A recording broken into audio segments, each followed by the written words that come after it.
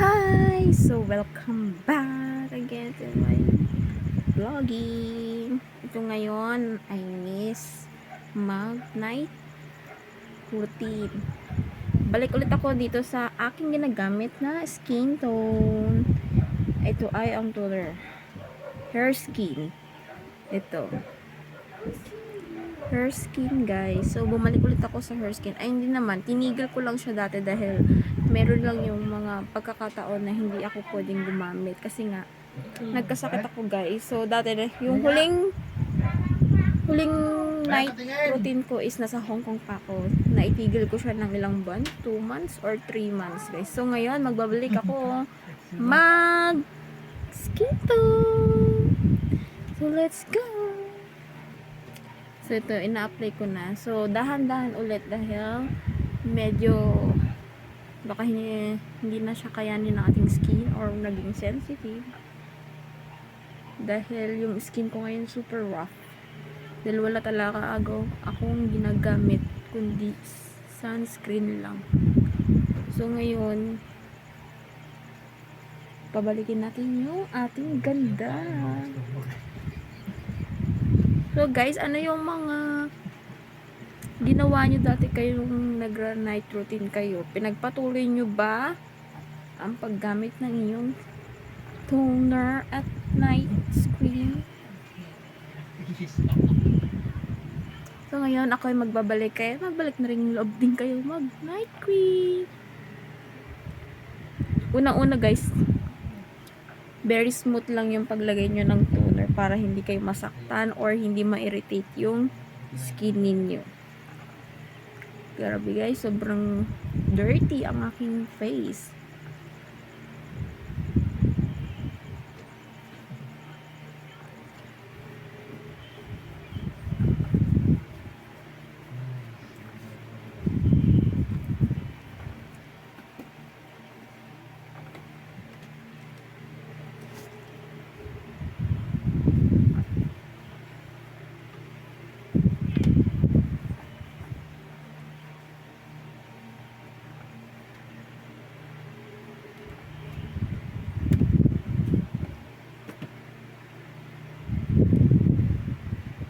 Grabe ba?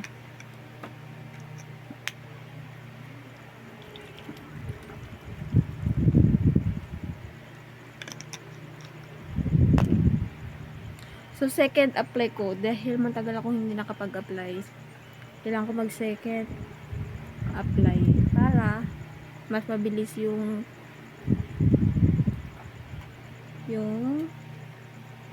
exfoliate ng ating skin.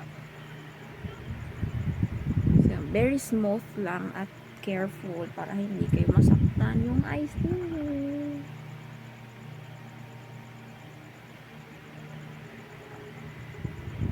And meron pa akong na-discover na bagong brand na maganda siya. Foundation siya guys. Pang correction at makeup base.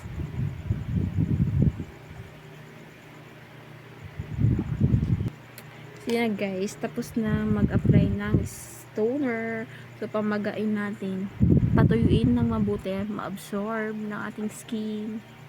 So sobrang rough na yung face ko guys, kaya hindi mo na alam kung makinis pa ba, na-irritate siya guys dati yung skin ko, so na-stop siya lagay ng mga toner. So next guys, pag tuyo na siya, ito na yung night cream. Ito na yung ibababad natin tuwing gabi hanggang umaga na siya para mag-moisturize at lumambot ang ating skin. Diba guys? Ayan. Consistency niya guys, no? Kulay yellow white siya. Ayan. Dahil sobrang rough nga, kailangan natin palambutin.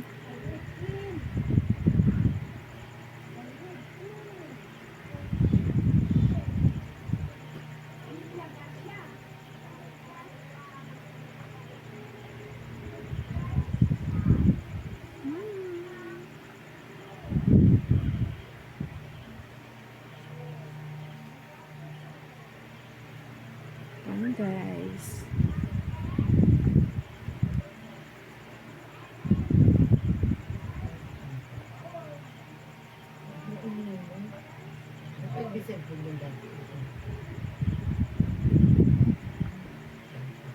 So, yun na guys, na, tapos na. Para siyang oily. Kasi kailangan natin ng oil sa ating face. Pero, ma-absorb niya yan bukas. Kaya, magiging fresh ulit tayo. At saka, meron ako isang product na hindi nawala sa akin. Ito, aloe vera. Ito yung na-irritate yung skin ko. Ito lang yung ginamit ko. So, bumalik siya sa dati. Pang cooler lang, yan. So, nilalagay ko siya sa braso. Kasi ang soft niya. Super light lang. Yan. Yung ginalagay ko sa aking braso every night. Para bumalik yung soft ng ating skin. Ang dami kong ganyan guys. Oh. Yung para siyang bubudlig na maliliit. Nilagyan ko lang siya ng aloe vera, kumunti na. So, yun lang guys. Tapos na ako. I hope may natutunan kayo. Her skin, mild lang to. Super mild. And, ito rin, revitalizing cream. Super ganda at effective. Bye! Thank you for watching. Subaybayan yung aking pag-makeup.